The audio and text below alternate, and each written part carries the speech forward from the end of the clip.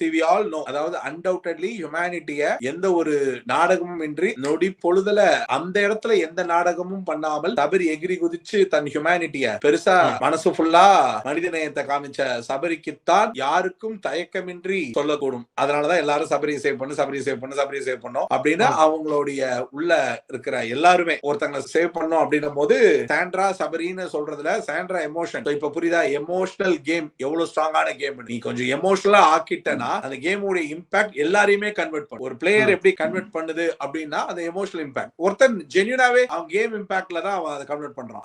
அவன் லீடிங் பாயிண்ட்ல இருந்து எகிரி குதிச்சு வந்து பண்ணது வந்து உண்மையிலேயே அவன் தனக்கான ஒரு பாயிண்டை யோசிக்காம மத்தவங்கள மாதிரி செல்ஃபிஷாவும் யோசிக்காம அவன் அந்த கேம்காக இருந்தான். இதுல என்ன நம்ம டேக் அவே தெரிஞ்சுக்கணும்னா இவங்க எல்லாருமா சேர்ந்து சபரிக்கு ஒரு இன்வர்ட் ப்ரோமோட்டிங் நல்லா கன்வெர்ட் பண்ணாங்க. இல்லனாலும் அவன் டிசர்வ்டு தான். இருந்தாலும் என்ன மாதிரியான டிசர்வ்டுனா இப்ப இவங்க ஒன்னு செட் பண்றாங்கல்ல அந்த இம்பாக்ட் அது என்ன பொசிஷனுக்குன்ற இம்பாக்ட் தான். டிக்கெட் ஃபினாலில ஒரு பொசிஷன் இருக்குல்ல அந்த பொசிஷனுக்கான இம்பாக்ட் தான். என்ன பொறுத்த வரைக்கும் இப்ப வரைக்குமே வினோத் வின்னர் சபரி ரன்னர் தான் கரெக்ட். மிச்சபடி மிச்சவங்களுக்கு எல்லாம் நீங்க எப்படி வேணாலும் வச்சுக்கலாம். ஆனா வினோத் வின்னர் சபரி ரன்னர் தான் இதுக்கான கரெக்டான பொசிஷன். ஏன்னா ரெண்டு பேர்கிட்டயுமே நேர்மையான ஒரு உழைப்பு அப்நார்மலான ஒரு அன்பு காட்டப்பட்டது. என்னன்னா மிக அருமையான நேர்மை வினோத் கிட்டக்க எல்லா எமோஷன் வெளிப்பாட்டுல இருந்தது. அது வந்து சபரி ஒவ்வொரு சில இடத்துல வந்து ரொம்ப நல்லவனா இருக்கிற அந்த ஒரு விஷயம் வந்து அவனுடைய கிராஃப வந்து ரொம்ப டிஸ்டர்ப் பண்ணுச்சு. பட் இறைவன் அருள் எப்பவுமே இருக்கிற அதே வகைதான். சபரிக்காக யோசிச்சதுன்னு இல்ல, யோசிச்சதுனால சபரிக்கு செட் ஆகுது. பாகுபலியில வர சீன் தான். ஒருத்தன் கட கட கட கட கடன்னு எல்லார் தலையும் வெட்டிக்கிட்டு கட கட கடன்னு